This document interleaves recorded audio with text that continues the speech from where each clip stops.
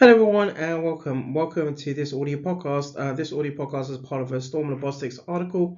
This audio podcast is part of a Siege Solar Storm. This audio podcast as part of a Stax'n'um edition. This audio podcast as part of a ZtormLabostix production.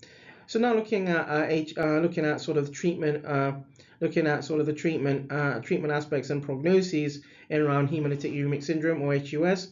So treatment is mainly by supportive means, and because of acute renal failure, chronic renal failure, mainstay treatment for patients historically has been different forms or varying forms of kidney replacement therapy, i.e., for example, peritoneal dialysis, continuous ambulatory peritoneal dialysis, or hemodialysis.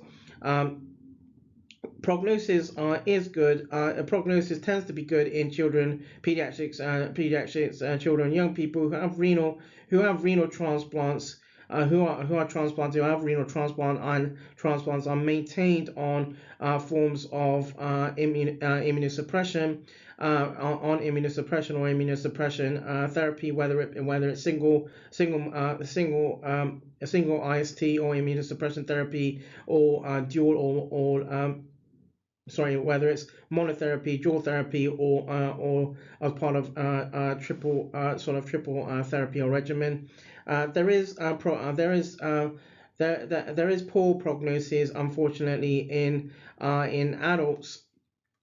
In adults, in adult HUS recipients, unless again are transplanted.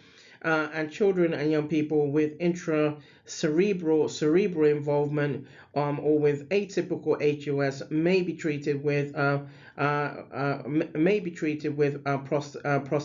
prostacyclin or plasma exchange, but efficacy and around these pharmacotherapies and around these pharmacotherapies and these forms of treatment is not evidenced well. Again, treatment and prognosis. Some of the treatments, again, there are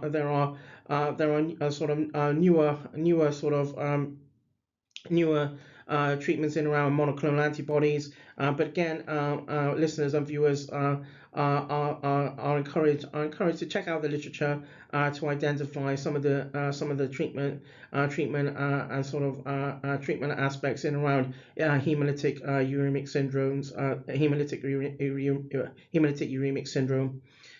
That draws this audio podcast to a close. This audio podcast as part of a ZtormLabostix article. This audio podcast as part of a as part of a Siege Solar Storm, as part of a Stax'n'um edition, and this audio podcast as part of a ZtormLabostix production.